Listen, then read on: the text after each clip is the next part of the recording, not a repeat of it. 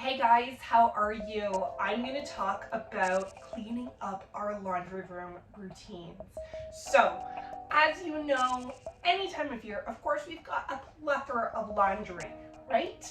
And it's just ongoing. It's one of those things that just doesn't stop. You've always got to get it done. But I'm going to share with you a few tips that's going to save you time, money, and space, okay? Are you ready for this? So first things first, what you want to do is you want to switch to a one detergent fits all. That's right, this one detergent is going to do everything. So I don't have multiple bottles sitting on my shelves, taking up valuable real estate space, as well as the cost of replacing those time and time again. Plus, this one detergent is safe enough for even my babies, as well as my most delicate items too.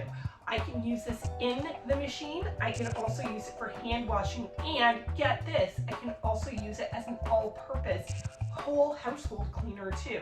I simply take 1 teaspoon of this, dilute it into a spray bottle with 8 ounces of water, and I'm good to go. This is one versatile product that you do not want to miss. Take a look at the list here of all the things that's not in our detergent. That's right, there's no sulfates, no phosphates, no SLS, no chlorine, bleach, no fillers, optical brighteners, no animal testing, no dyes, no fragrance. Clean does not have a smell. When you're using this detergent, you're simply going to be using 1 teaspoon of it. So the bag is going to tell you otherwise, but take it from consultants in the field, including myself, that we only use about a teaspoon per high efficiency load.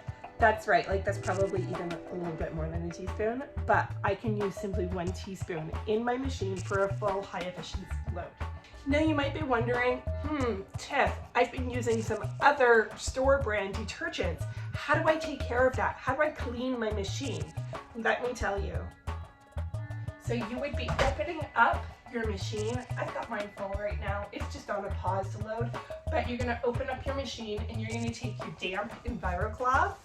Okay, simply remember, EnviroCloth, get it only wet, and then simply just wipe out the interior of your machine, wipe it all out, and then use 1 full scoop of our detergent with an extra hot load, and that's going to make sure that those lines in the interior of your machine is going to go to work cleaning it up.